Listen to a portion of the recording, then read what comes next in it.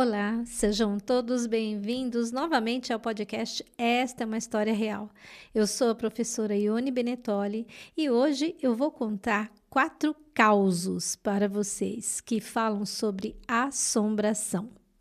Mas antes de começar, vai até o nosso canal no YouTube, Esta é uma História Real. Curte, se inscreva, comenta e compartilha com os amigos. E se você é daqueles que gosta de ouvir enquanto faz as suas atividades, vá até o Spotify. A história está postada lá também. Então vamos lá? Os causos de hoje começam assim. O estado era Minas Gerais. A cidade, Brasília.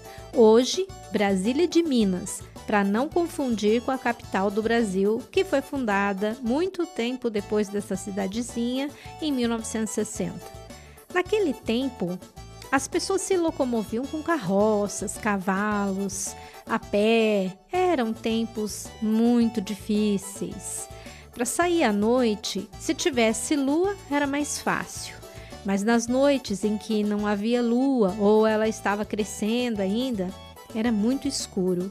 Muitas pessoas que precisavam sair à noite levavam lampiões, lamparinas, que iluminavam parcamente as trilhas. As estradas eram empoeiradas e desertas. As pessoas trabalhavam duramente na roça. A diversão eram bailes, festas de São João, rezava-se o terço em datas festivas e quando alguém falecia, também rezava-se um terço em intenção à alma do falecido.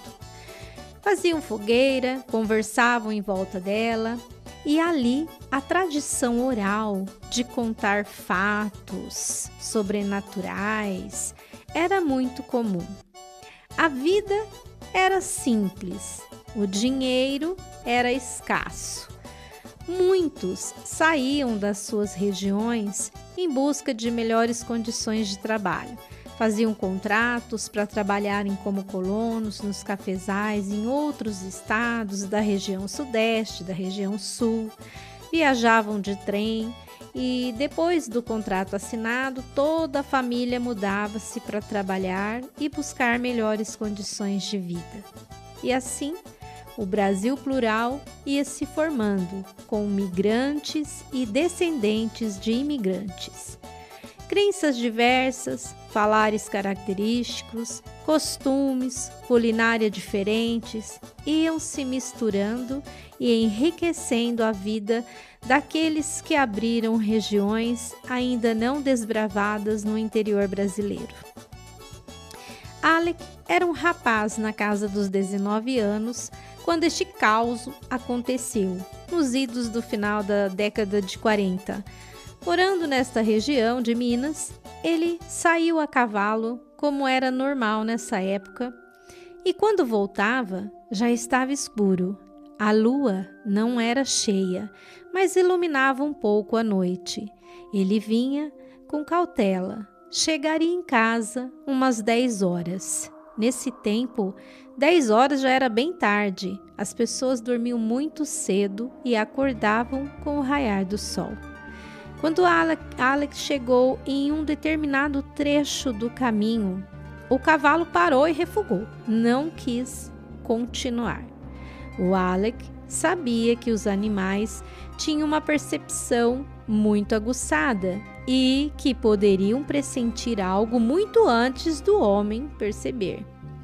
Ele então ficou assustado, olhou para frente e pensou: Meu Deus, o que será isso? Ele viu algo que se mexia no ar. Parecia um vulto branco. O cavalo empacado. Não quis continuar. E o Alec, à noite, sozinho, ficou com muito medo. Ele não conseguia distinguir o que era, mas não teve jeito. Ele pensou: Eu vou ter que dar uma volta, senão eu vou acabar caindo do cavalo. O caminho era muito mais longe para chegar na propriedade da sua família, mas ele teve que fazer esse caminho porque o costumeiro, por causa daquela aparição, ele não conseguiu fazer, pois o cavalo não prosseguia, não ia. Na casa dele, todos já estavam aflitos. porque era madrugada e ele, muito jovem ainda, não havia chegado. Ele então, quando chegou em casa, contou à família o que havia acontecido. E o pai do Alec disse: Vai dormir, que amanhã nós vamos investigar o que é esse vulto. O rapaz não pregou o olho, pensando no que seria aquilo que ele tinha visto e que havia assustado o cavalo. No outro dia, eles foram verificar e no exato local em que o cavalo empacou, tinha um galho à frente de árvore, muito grande, caído. Não havia marcas no chão, nem de pegadas, nem de animais, nem de pessoas. E, ao olharem mais atentamente, eles viram que as folhas do galho eram esbranquiçadas e que com a luz da lua elas provavelmente brilhariam. O vento foi o responsável por dar a impressão que a luz esbranquiçada flutuava. Eram as folhas que se mexiam. O Alec aceitou essa explicação do pai. Para ele, foi melhor do que acreditar que havia algo de sobrenatural na estrada. Passado alguns anos, o Alec fez esse movimento de migração como tantas outras famílias, saindo do norte de Minas Gerais para o Paraná. Ele e a sua família vieram trabalhar nas lavouras de café. Essas lavouras atraíam muitas famílias e o norte do Paraná foi sendo colonizado por paulistas, mineiros, descendentes de imigrantes italianos que vinham dos estados do Sudeste, poloneses, alemães, ucranianos, japoneses. E aqui essas famílias se instalaram, trabalhavam, reuniam-se e elas contavam também histórias. E uma delas chamou a atenção do Alec, porque era muito parecida com o que ele havia visto lá em Minas Gerais. Era que, à noite, era comum as pessoas verem uma bola branca no meio do cafezal. Quando as pessoas saíam, muitos trabalhavam na roça e, às vezes, os meninos, os adolescentes, iam estudar à noite, tinha uma escolinha ou alguém que se propunha, que sabia um pouquinho mais, dava aula para as crianças naquela época. Então, eles saíam com lampiões, de bicicleta, a cavalo, a pé e iam pelas trilhas e passavam no meio desses cafezais, entre as propriedades. E essa bola branca aparecia, ela flutuava no ar e acompanhava as pessoas, corria atrás delas. Bom, eu nem preciso dizer que elas também corriam apavoradas. Muitas pessoas diziam ter sido perseguidas pela bola branca do cafezal. O que era? Não sei dizer. Mas duvido muito que seja a mesma explicação do galho de árvore que o Alec encontrou na estrada em Minas Gerais. Ele ouviu os relatos da bola branca, do cafezal, e pensava que pudesse ser a mesma coisa. Será? O interessante é que o relato era sempre o mesmo. Era uma bola grande, branca, que flutuava e vinha na direção das pessoas. Parece que na zona rural essas histórias são mais comuns, ou as pessoas têm a tradição de contar, não sei. Talvez alimentadas pelo medo ou pela escuridão, talvez, não sei. Nessa mesma época, as pessoas contavam que um assobio estridente começava na estrada principal e descia o carreador. O carreador é aquela estradinha que dá acesso à sede da propriedade rural. Então, passava pelo carreador, ia entrando pela casa e ia embora. As pessoas diziam: Ai, meu Deus, lá vem o Saci. O assobio era forte, estridente e apavorante. Naturalmente que quando isso acontecia, dele reza, porque seria com certeza algo ou alguém que não era lá muito bom, muito elevado. Casos sobrenaturais são muito comuns. Todo mundo tem uma história que alguém vivenciou e jura que é verdade. O último caso que eu vou contar é impressionante. Ele não acontece na zona rural e nem foi há tanto tempo assim. Mas não vamos nos esquecer que todas essas histórias, esses causos, esses relatos, eles foram vivenciados, né, por pessoas reais. Elas contam como verdade.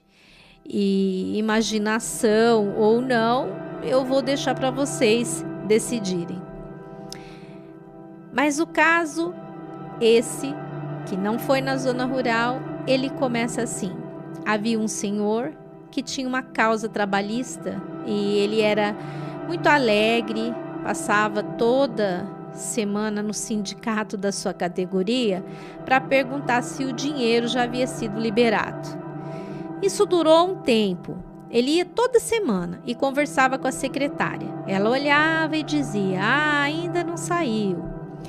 Então, em uma semana, ele veio, perguntou pelo dinheiro. A secretária notou que ele estava um pouco diferente. Ele estava mais sério do que o costume. E ela disse que ainda não havia saído, não. Que estava para sair, mas ainda não havia sido creditado nada. Ele então pediu uma caneta e anotou o telefone fixo da casa dele e disse: olha, esse é o telefone da minha casa. Se sair, você liga neste número, caso você não consiga falar comigo no celular. A moça disse que sim, que ela guardaria o número e se saísse qualquer coisa, ela ligaria. 2 semanas depois, ela, checando os lotes que haviam sido liberados para pagamento, ela viu que finalmente o daquele senhor havia saído. Ela pensou: nossa, eu vou ligar, coitado. Faz 2 anos que ele passa aqui toda semana. E ela ligou no celular dele primeiro, mas estava desligado. Então, ela ligou no número fixo. Alô, é da casa do senhor José? Sim. Ele está? Quem quer falar com ele? Eu sou a secretária do sindicato. É que ele veio aqui e deixou esse número se eu não conseguisse falar no celular com ele. E eu não consegui, o celular está desligado. Então, eu estou ligando para dizer que finalmente saiu o dinheiro dele da ação trabalhista. Já está liberado na conta. Quando você falou com ele? Ele vinha toda semana, faz uns 15 dias hoje. Moça, o meu marido faleceu faz 30 dias hoje. Não é possível que seja ele. A secretária, sem entender, disse: senhora, ele veio aqui toda semana nos últimos 2 anos. Eu tenho certeza que era ele. E ele escreveu no papel o número do telefone fixo da casa de vocês. Eu não sei como explicar isso, mas era ele. A família ficou em choque. A secretária mais ainda, pois se fosse verdade, ela tinha conversado com o fantasma. E ele ainda por cima tinha escrito o número do telefone fixo no papel. Essa era uma prova incontestável, a não ser que ele tivesse um irmão gêmeo, o que não era o caso. Bom, eu vou confessar que eu acredito que os espíritos podem se manifestar sim, tanto para ajudar quanto para assustar. É claro que, às vezes, pode ser algo perfeitamente explicável, nada de sobrenatural. Mas há relatos que não encontramos uma solução plausível, que fica difícil justificar sem acreditar na intervenção dos espíritos. O medo pode nos fazer acreditar em ilusões, mas há situações que realmente não conseguimos explicar sem colocar na conta do mundo espiritual. E eu quero saber de vocês, o que é que vocês acharam dos causos de hoje? Você conhece alguma história de assombração? Ou já vivenciou alguma coisa nesse sentido? Você acredita que os espíritos podem se apresentar a nós, que nós podemos ver com formas diferentes, como as bolas brancas? Será que eles podem nos ajudar ou nos atrapalhar? Deixa aí nos comentários o que você achou dessas histórias. Curte, compartilha com os amigos, se inscreva no canal. E se você tem uma história que queira eternizar, envia no ionibenetoli@gmail.com, que eu vou transformar em um episódio do Esta é uma História Real. Até a próxima!